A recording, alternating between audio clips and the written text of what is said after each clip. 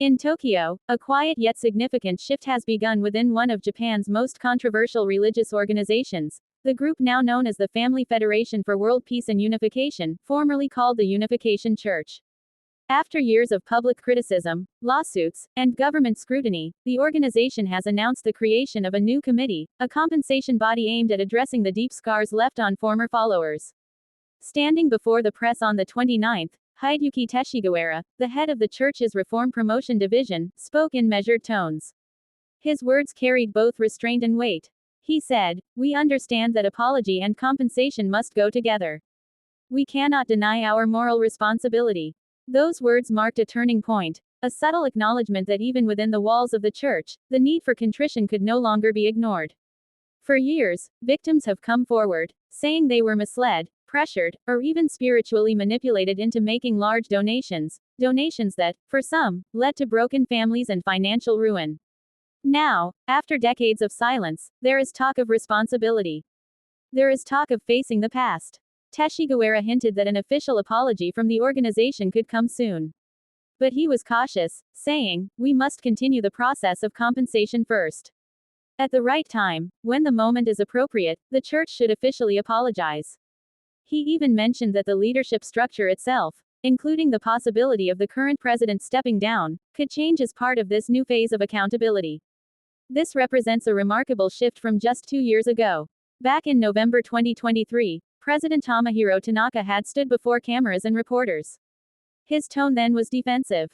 He rejected the notion that the church bore organizational responsibility for the alleged harm caused by its fundraising or recruitment practices. He said, "If there were mistakes, we must apologize.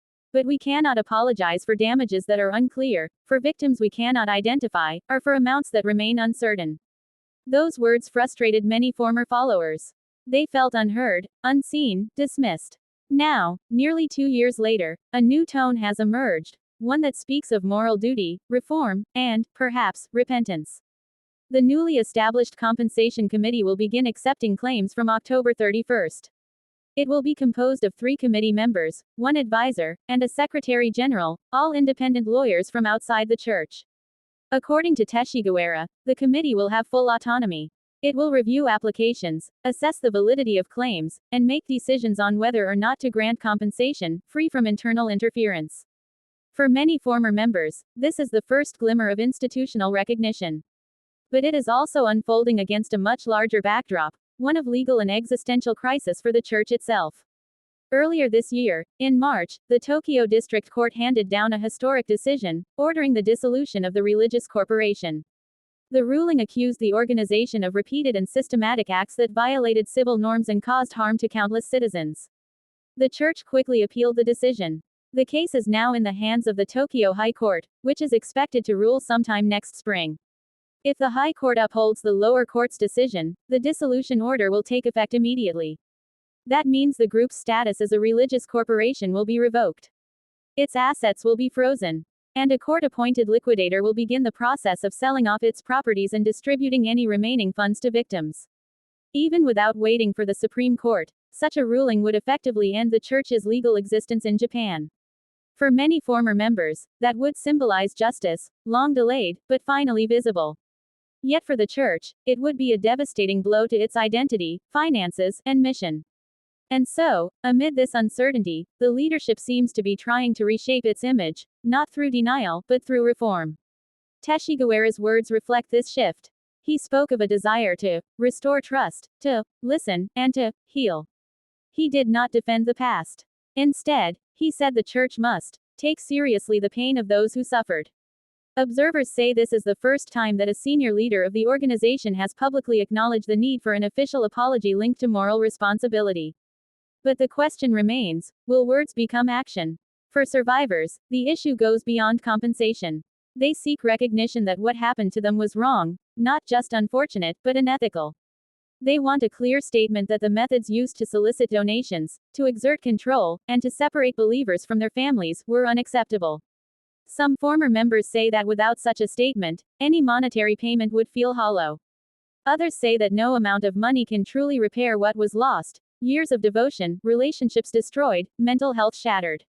And yet, They welcome the fact that, for the first time, the organization appears to be moving in the right direction. In a sense, Japan itself is watching.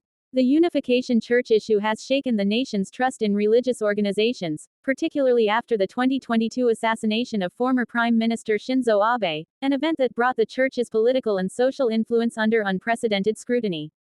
Public anger grew, investigations widened, and by the time the dissolution request reached the courts, the issue had evolved from a religious dispute into a matter of public ethics and national policy. Now, as 2025 nears its end, the church finds itself at a crossroads, between its old identity and whatever future might emerge after reform. It has lost the confidence of many followers. It has lost the protection of political allies. But it may still have one final chance, to acknowledge, to apologize, and to rebuild in honesty. That chance begins with this committee, and with the willingness to face the truth. Some inside the organization see this as a test of faith.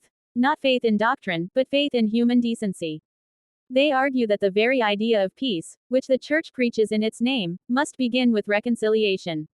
Others remain skeptical, calling the move too little, too late. They question whether an apology after decades of denial can truly be sincere. Still, one cannot ignore the shift in tone. For years, the church's leaders avoided any admission of wrongdoing. Now, they speak of duty, ethics, and the moral necessity of facing one's past. Perhaps it is not yet redemption.